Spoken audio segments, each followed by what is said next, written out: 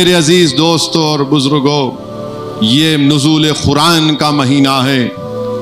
اور شاہ ولی اللہ محدث دہلوی رحمت اللہ علیہ اپنی کتاب انفس العارفین میں لکھتے ہیں کہ ایک مرتبہ آپ کے والد شاہ عبد الرحیم رحمت اللہ علیہ کسی سفر پر جاتے ہیں، دوپہر کے وقت آرام کرتے ہیں اور شاہ عبد الرحیم رحمت اللہ علیہ قرآن کریم کو کھول کر تلاوت شروع کرتے ہیں تو اچانک ایک روح زمین سے دستیاب ہوتی ہے اور شاہ عبد الرحیم رحمت اللہ علیہ سے کہتی ہے کہ اے نیک بندے، مجھے مر کر صدیاں ہو چکی ہیں،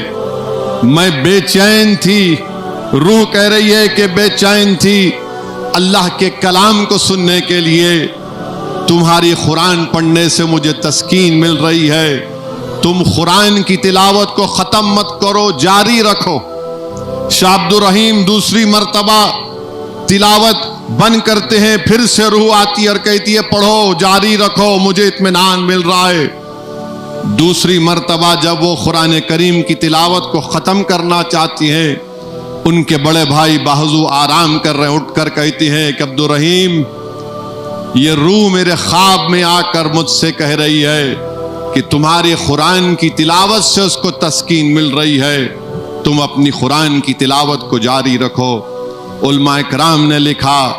کہ نہیں معلوم قیامت کب آئے گی، مگر آئے گی ضرور۔ ہمارا ایمان ہے کہ قیامت آئے گی،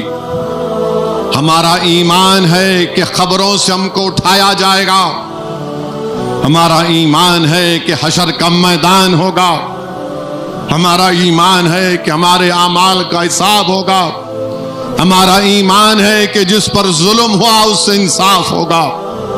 میرے عزیز دوستوں اور بزرگوں، نہیں معلوم آپ اور ہم کو کتنے سال، کتنے صدیاں زمین کے اندر رہنا پڑے گا، کون ہماری خبروں پر آ کر قرآن پڑھے گا۔ تو یہ ضروری ہے کہ ہم قرآن کی تلاوت کریں، جہاں پر تلاوت قرآن کی محفلیں ہوتی ہیں وہاں پر بیٹھ جائیں، سنیں اور کوشش کریں کہ ترجمے کے ساتھ کسی ایک مفسر یا عالم دین کے ساتھ بیٹھ کر قرآن کریم کے پیغام کو سمجھنے کی کوشش کریں۔